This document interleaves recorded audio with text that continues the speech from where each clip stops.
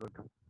देखिए simple question था, ज्यादा इसमें काम नहीं करना था आपको। आप तो ये पता है ना कि अगर यस एच जो सर है हो ना वो एच एम है किसका, ए एंड बी का, तो आप एच को सीधा लिख सकते हैं 2ac अपॉन ए प्लस सी। अब हमें वैल्यू चाहिए एच माइनस ए की, तो इसका मतलब 2ac upon A plus C minus ए निकाल लेंगे, तो क्या आ जाएगा 2ac minus A square minus A C upon A plus सी। तो क्या यही value A C minus A square upon A plus सी आ जाएगी? सर, हम सी क्यों ले रहे हैं? ओहो, ए एंड बी है क्या? तो वो 2ab upon A plus B कर लेंगे। अब ठीक लग रहा?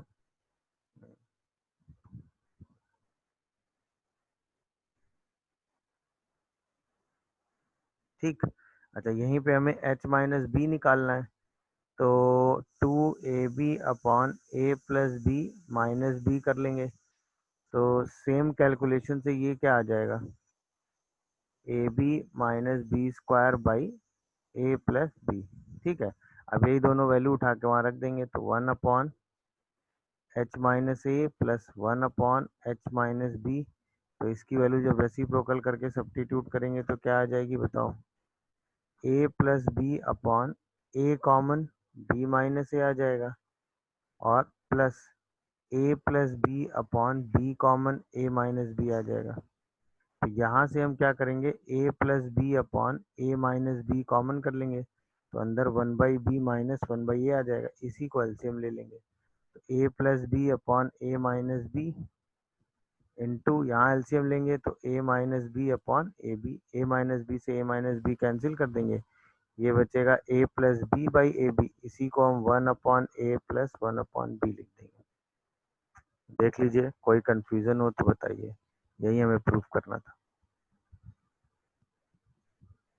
कहा गया कि अर्थमेटिक मीन जो है दो नंबर का वो ग्रेटर है किससे, उनके ज्योमेट्रिक मीन से 3/2। तो अर्थमेटिक मीन जो है उसको हम ए कह देते हैं, और ज्योमेट्रिक मीन को हम जी कह देते हैं, और हार्मोनिक मीन को हम एच कह देते हैं। तो जो अर्थमेटिक मीन ए है वो एक्सीड करता है जी से, तो इसका मतलब ए को जो है हम जी प्लस 3/2 लिख सकते हैं, और जो ज्योमेट्रिक मीन है वो हार्मोनिक मीन से एक्सीड करता है कितना, 6/5 लिख सकते हैं फॉर टू नंबर्स। ठीक है ना? अच्छा, अब हम जानते हैं क्या, वी नो दैट, क्या जानते हैं भाई, कि ए जी और एच किस में होता है भाई, जीपी में। तो जी स्क्वायर की वैल्यू ए इंटू एच के बराबर होती है। अच्छा, ए क्या है आपका, जी प्लस 3/2, और एच क्या है आपका, जी माइनस 6/5। तो यहाँ से एक इक्वेशन ऐसी चीज आ रही कि नहीं आ रही, कि G square equal to 2g plus 3 into 5g minus 6, और साथ में यहाँ पे 10 आ जाएगा। देख लीजिए, तो 10g square is equal to 10g square -12g और +15g और -30। तो 12g स्क्वायर से 12g स्क्वायर कैंसिल हो जाएगा। अरे बोलिए भाई, नहीं 18 आएगा नहीं। हम्म, तो यहाँ से क्या आएगा, जी की वैल्यू 6 आ जाएगी कि नहीं, बोलिए। और अगर एक बार आपने कहा कि जी 6 है तो ए कितना हो जाएगा, 6 प्लस 3/2, तो ये 15/2 हो जाएगा। अब अगर हम कह दें नंबर्स आर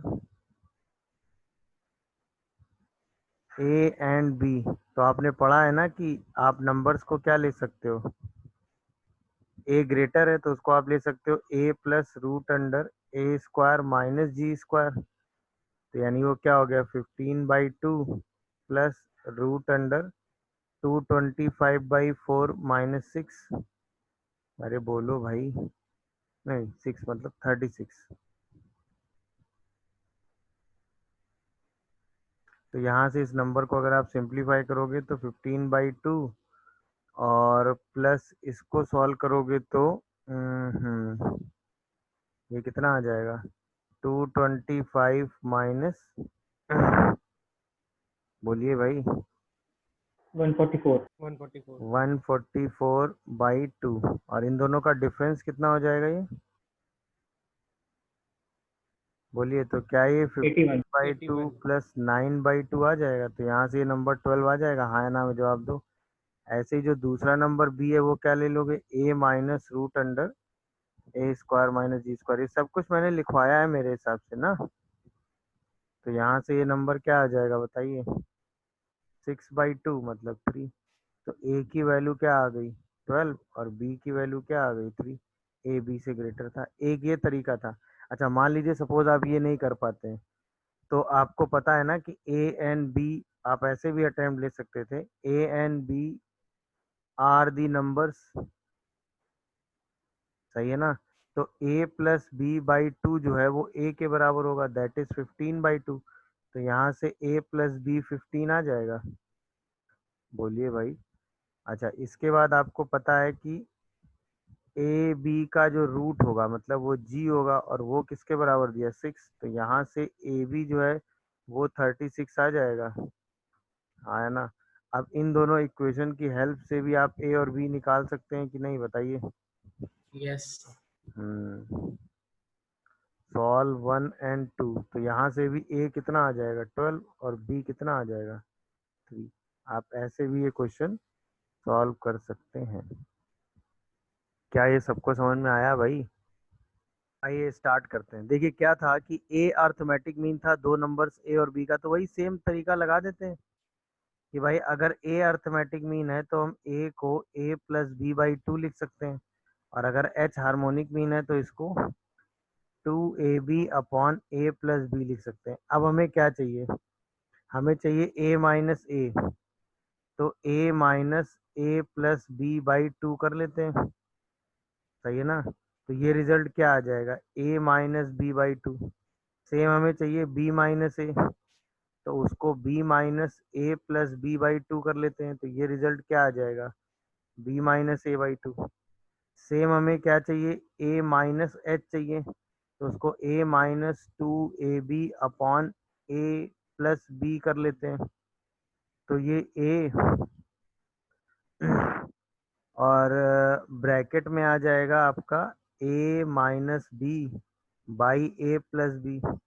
अच्छा ऐसे ही इसको b माइनस एच कर लेते हैं, तो b minus two A B upon A plus B कर लेते हैं, तो ये रिजल्ट क्या आ जाएगा? b। और ब्रैकेट में आ जाएगा आपका A B B two B plus, तो a माइनस बी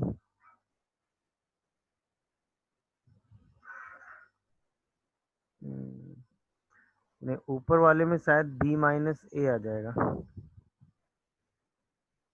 और यहाँ a minus B by A plus B आ जाएगा। अब ये सारी वैल्यूज उठा के रख दो यहाँ पे, तो a minus A into B minus A upon A minus H into B minus H. तो जैसे ही सारी वैल्यूज रखोगे क्या होगा बताओ?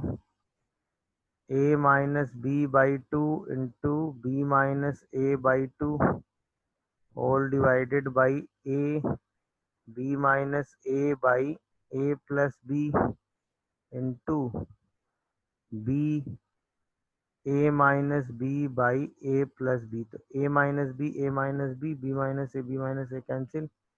क्या ये ए प्लस बी का होल स्क्वायर बाई 4ab आ गया? अब इसी चीज को हम क्या लिख सकते हैं? ए प्लस बी बाई टू और upon 2ab upon A plus B, तो यही बन गया a बाई एच। क्या ये सबको समझ में आ रहा है? ना क्या था?